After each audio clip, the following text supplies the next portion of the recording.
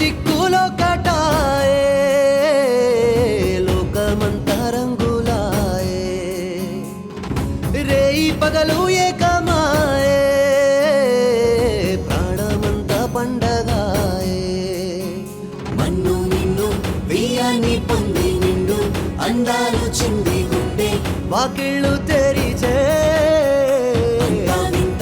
నిజమైతే ఇంత రుచిగా ఉంటుంది అంటే చూడే ముందున్న కథనే ఋతువులన్నీ పోతబోసి బ్రతుకు చీరనేచినట్టుగా రెండు దిక్కులో కటాయే లోకమంతా రంగులాయే రేయి పగలు ఏకమాయే ప్రాణమంతా పండగాయే జటాటవీగలజ్జల ప్రవాహ పావితస్థలి తదేవనవ్యలంబితం భుజంగతుంగమాలికం ఢమఢమఢమఢమన్నినాదమడ్డమర్వయం చకార చండ తాండవం తనోతను శివ శివం జటాకటాహ సంభ్రమ భ్రమన్నిలింప నిర్జరి విలోల వీచి వల్లరి విరాజమాన మూర్ధని ఖగత్ ఖగత్ ఖగత్ జ్వలల్లలాట పట్ట పావకి కిశోర చంద్రశేఖరే ప్రతి ప్రతిక్షణ మమ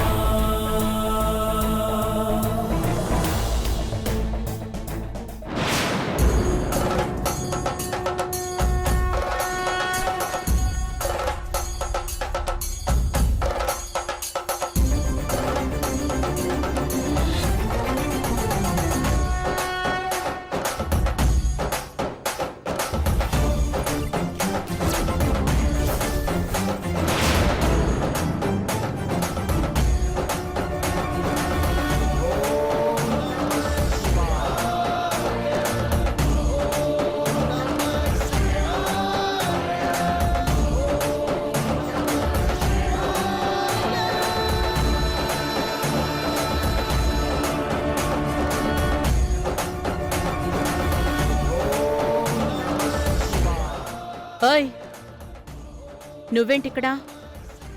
ఏం లేదమ్మగారు, ఇక్కడ మందులు పెట్టి మర్చిపోయాను, అది తీసుకెళ్దామని వచ్చాను.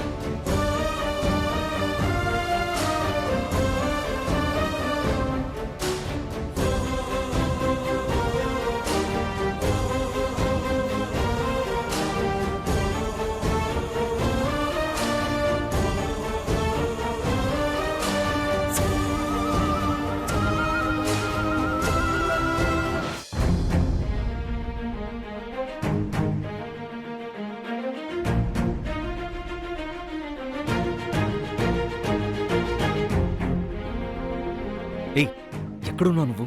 నీకోసం ఇల్లంతా వెతుకుతున్నాను తెలుసా? అరుణ్ బాబు గారికి మందులు ఇవ్వడానికి వెళ్ళాను. నువ్విక్కడా?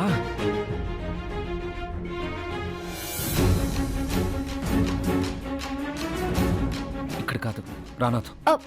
రాహుల్ బాబు, ముచ్చమ్మని ఎక్కడికి తీసుకెళ్తున్నాడు?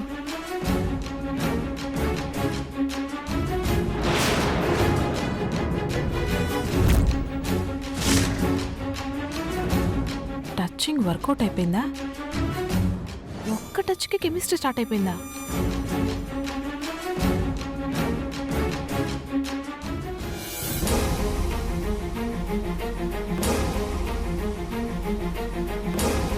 నువ్వు ఇక్కడికి ఎలా వచ్చావు?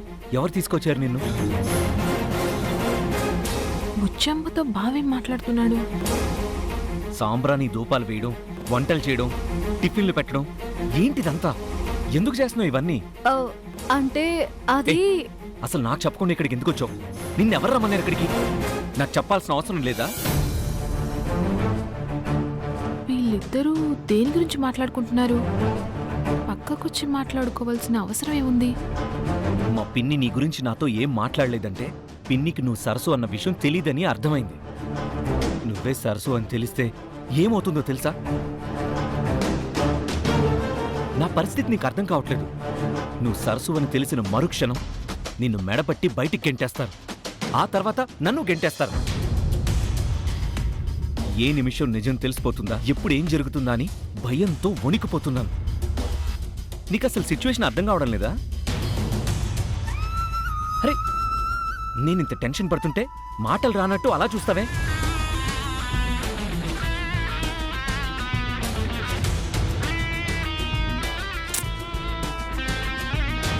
ఏం మాట్లాడుతున్నారో వినపట్టం లేదు. అసలు మ్యాటర్ ఏమై ఉంటుంది? ఆ, నేనిక్కడికి ఎందుకోసం వచ్చావు, ఎవరి కోసం వచ్చావు అన్నది నాకు అనవసరం. నువ్విక్కడ ఉండకూడదు. అర్జెంటుగా ఇక్కడి నుంచి వెళ్ళిపో. అర్థమైందా? నేను వచ్చింది ఆపు, అవన్నీ ఇప్పుడు అనవసరం అని చెప్పానా? నీకేం జరగకూడదంటే, నువ్వు సేఫ్గా ఉండాలంటే నువ్వు ఇక్కడి నుంచి వెళ్ళిపో.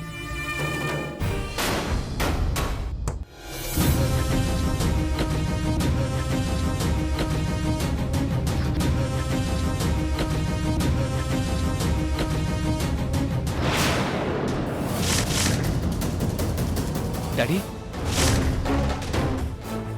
డాడీ, డాడీ, అంకుల్ డాడీ, ఏమైంది అంకుల్? ఏమైంది డాడీ?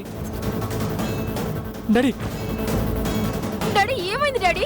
అంకుల్ అంకుల్ మావయ్య, ఏమైంది మావయ్య?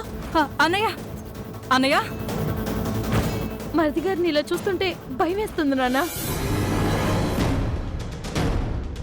డాడీ డాడీ ఏమైంది డాడీ? ఏమైంది బావగారు? ఏమైంది? తెలీదమ్మగారు. వచ్చేలోపు ఈ సిలిండర్ పడిపోయి ఉంది.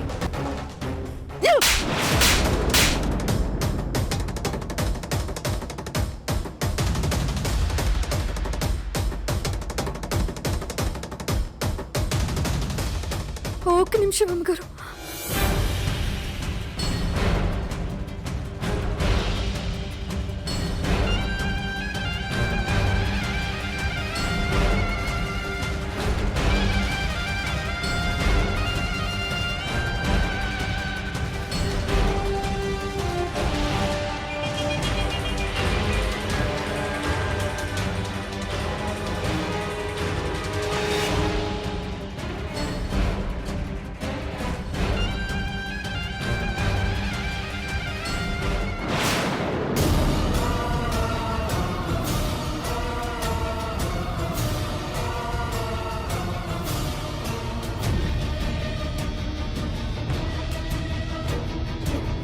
తేజ అర్జెంట్గా ఒకసారి డాక్టర్ కాల్ చేయి.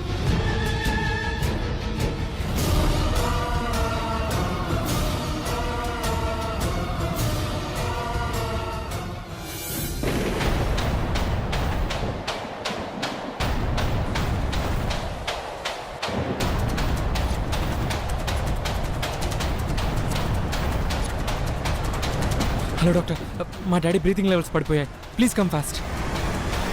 Okay doctor.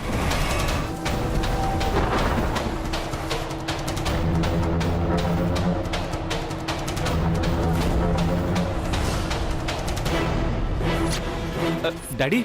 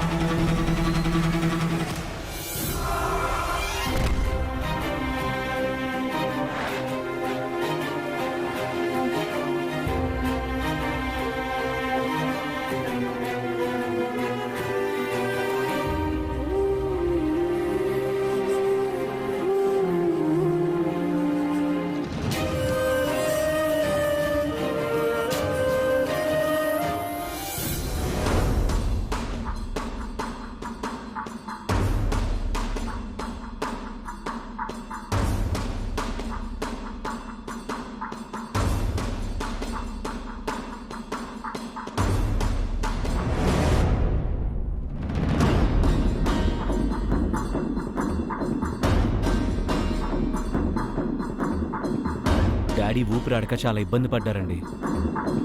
ఆక్సిజన్ మాస్క్ పెట్టే ఉంది కదా, ఊపిరాడకపోవడం ఏంటి? ఆక్సిజన్ సిలిండర్ పడిపోయింది. మేము వచ్చేసరికి కనెక్షన్ తెగిపోయి బావగారు ఊపిరాడక గింజుకుంటున్నారు. నో ప్రాబ్లం మేడం, ఇప్పుడు హార్ట్ బీట్ కూడా నార్మల్గానే ఉంది.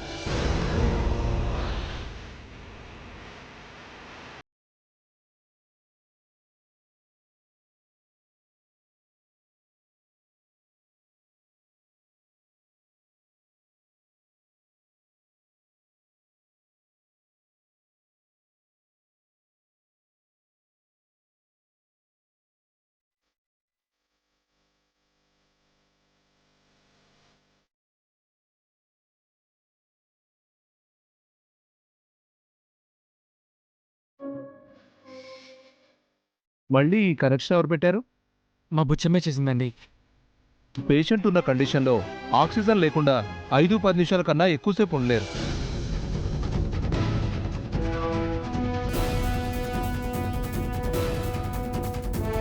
కనెక్షన్ ఇవ్వడం అనేది ఎవరైనా చేస్తారు.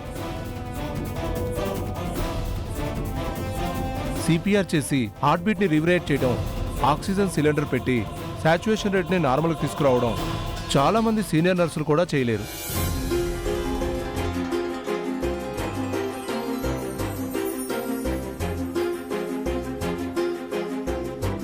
ఆక్సిజన్ ఎక్కువ ఫ్లో అయినా పేషెంట్కి ప్రమాదమే, అలాగే తక్కువైనా ప్రమాదమే. ఈ అమ్మాయి పల్లెటూరు నర్స్ అయినా కరెక్ట్గా సెట్ చేసి సార్ ప్రాణాలు కాపాడింది. We have to appreciate her.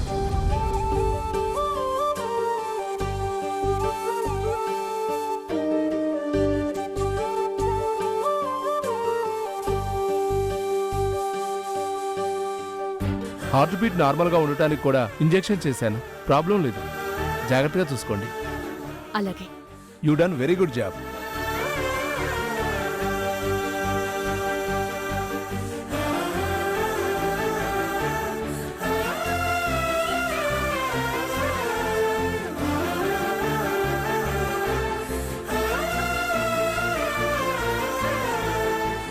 నువ్వు లేకపోతే ఏమై ఉండేదా అని తలుచుకుంటేనే భయం వేస్తుందమ్మా.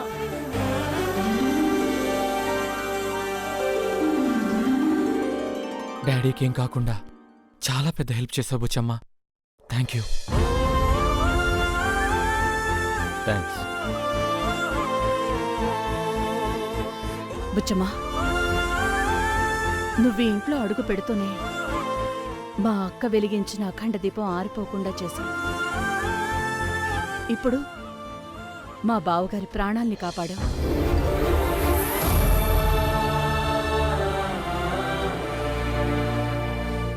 నేనే కొంచెం తొందరపడ్డాను. జరిగిందేమో మనసులో పెట్టుకోకు.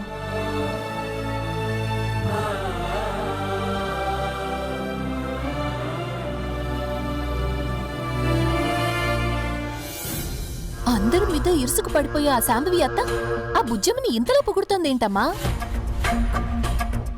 కొంప తీసి అది శాంభవి అత్తకేవైనా పెట్టుడు మందు పెట్టేసిందంటవా ఏటి? పెట్టుడు మందు లేదు, తొక్క లేదు. అది దాని టాలెంట్తో అందరి ఇంప్రెషన్ సంపాదిస్తుంది. అది మీకు చేతకావడం లేదు. మమ్మల్ని కూడా దానిలాగా నర్సు డ్యూటీ చేయమంటావా? మనం ఏం చేశామన్నది ఇంపార్టెంట్ కాదే, ఎదుటి వాళ్ళని ఎలా ఇంప్రెస్ చేశామన్నదే ఇంపార్టెంట్. రోజు రోజుకి ఆ బుజ్జమ్మ ఈ ఇంట్లో స్ట్రాంగ్ అయిపోతుంది. అంటే మనం ఇప్పుడు యాక్ట్ చేయాలన్నమాట. ఏం చేస్తావు నువ్వు? నువ్వేడ్ చేయమంటే అదే చేస్తాను. చెయ్యాల్సింది నువ్వు కాదు, మ్యాగీ చెయ్యాలి. ఒసే సెల్లి, నువ్వే చెయ్యాలట. నువ్వు రాహుల్ భార్యవి కావాలంటే ఈ ఇంట్లో ఏ ఇంప్రెషన్ అయినా నీకే దక్కాలి. దానికి దక్కకూడదంటే ఏదో ఒకటి చేసి ఇంట్లోంచి పంపించేయాలి. ఆ తొందరపాటే వద్దంటున్నాను. నువ్వు ఆవేశపడి ఏదో చేసేయాలని నోరు జారావనుకో, నువ్వు ఆ ఊరు వెళ్ళావన్న విషయం, నీ బావ రాహుల్ కూడా ఆ ఊరు వెళ్ళాడన్న విషయం తెలిసిపోతుంది. అవునే గుంట. ఆ నిజం బయటపడిందంటే రాహుల్ నీ మొహం కూడా చూడ్డు. నిజమేనమ్మో. ఏం చేసినా కూల్గా, సాఫ్ట్గా, కేక్ కట్ చేసినట్టు ఉండాలి. రాళ్లు పగలగొట్టినట్టుగా ఉండకూడదు. ముందు నువ్వు రాహుల్కి దగ్గర అవడానికి ట్రై చెయ్యి. తర్వాత ఏం చేయాలన్న దాని గురించి టైం కోసం వెయిట్ చేద్దాం. అయినా టైం కోసం వెయిట్ చేయడం ఎందుకమ్మా? నా దగ్గర ఉంది కదేటి. 1 గంట అవడానికి ఇంకా 10 నిమిషాలు ఉండదే అమ్మా.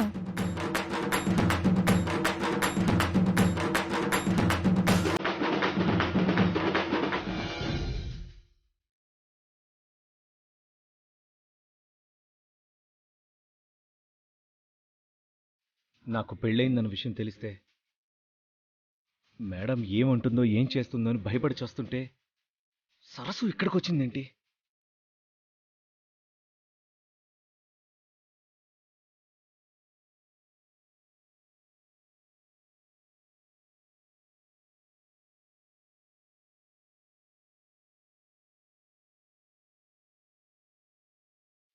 ఈ శాంభవి పిన్ని మేడం కన్నా చాలా డేంజర్. నేను సరస్సు మెళ్ళలో తాళి కట్టానని తెలిస్తే నన్ను చంపేస్తుంది. పిన్నికి నిజం తెలిస్తే నిమిషం లేట్ చేయకుండా నాకు పెళ్ళైందన్న విషయం మేడంకి చెప్పేస్తుంది. ఇప్పుడు ఏం చేయాలి? నా లైఫ్ రిస్క్లో పడకముందే ఏదో ఒకటి చెప్పి సరస్సుని ఇక్కడి నుంచి పంపించేయాలి. అసలు సరస్సు నాకు చెప్పకుండా ఇక్కడికెలా వచ్చింది? అసలు సరస్సు అంత రిస్క్ చేయదే. మరి తాతయ్య పంపించారా? నా పరిస్థితి తెలిసి కూడా బుద్ధి లేకుండా ఎలా పంపిస్తారాయన?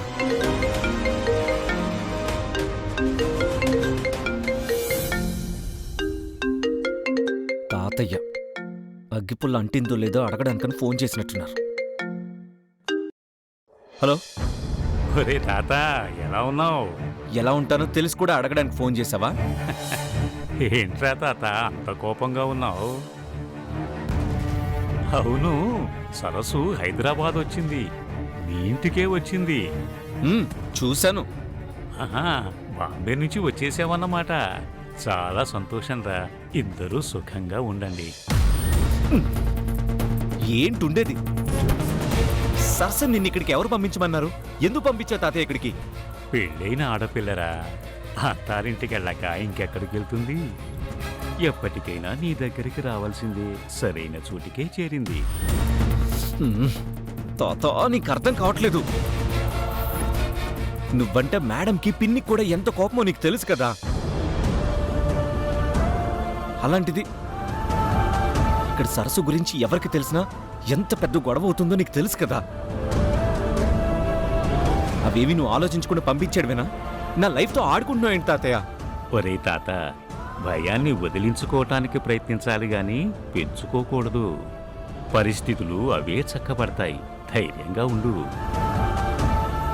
ఈ పెద్దోళ్ళకి నచ్చింది చేసేసేయడం, చేసిన దాన్ని సమర్థించుకోవడం తప్ప ఎదుటి వాళ్ళ లైఫ్ గురించి అస్సలు ఆలోచించరు. సరస్సుతో మాట్లాడాలి. ఒకసారి సరస్సుకు ఫోన్ ఇవ్వరా? ఏంటి? ఏం మాట్లాడుతావు సరస్సుతో? ఇప్పుడు నువ్వేమీ ఎవరితో మాట్లాడాల్సిన అవసరం లేదు. ఫోన్లో మాట్లాడటానికి కుదరకపోతే తిన్నగా ఇంటికే వచ్చి మాట్లాడతానులే.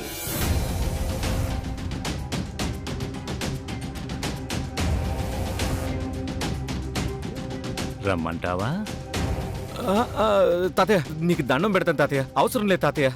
నేను సరస్సుకు ఫోన్ ఇస్తానుండు. ఒక నిమిషం ఆగు. తాతయ్యకే దగ్గులు నేర్పిస్తున్నావా?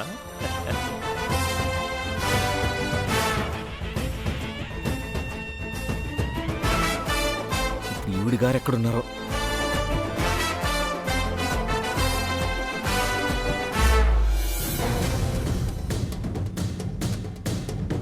ఏంటి రాహుల్ బాబు, నాతో ఏదైనా మాట్లాడాలా? ఎవరికి తెలియకుండా వంటగదిలోకి వచ్చారంటే ఏదో చెప్పాలనే అడగాలనే వచ్చుంటారు. నేనేం అనుకోను. పర్వాలేదు, ఏంటో చెప్పండి. నేను ఇక్కడ చూస్తుంటేనే నాకు టెన్షన్గా ఉంది. అలాంటిది నేను నీతో ఏం మాట్లాడతాను? గో, తాతయ్య లైన్లో ఉన్నారు. త్వరగా మాట్లాడి ఫోన్ ఇవ్వు. పెద్దయ్య గారా? పెద్దయ్య గారు, అక్కడ విశేషాలు ఏంటండి? చిన్నీతో మాట్లాడతానని చెప్పి ఏమీ మాట్లాడకుండానే ఫోన్ పెట్టేశావు. పాపం చాలా ఏడ్చింది. ఒకసారి చిన్నీకిస్తాను, మాట్లాడమ్మా. ఇవ్వండి పెద్దయ్య.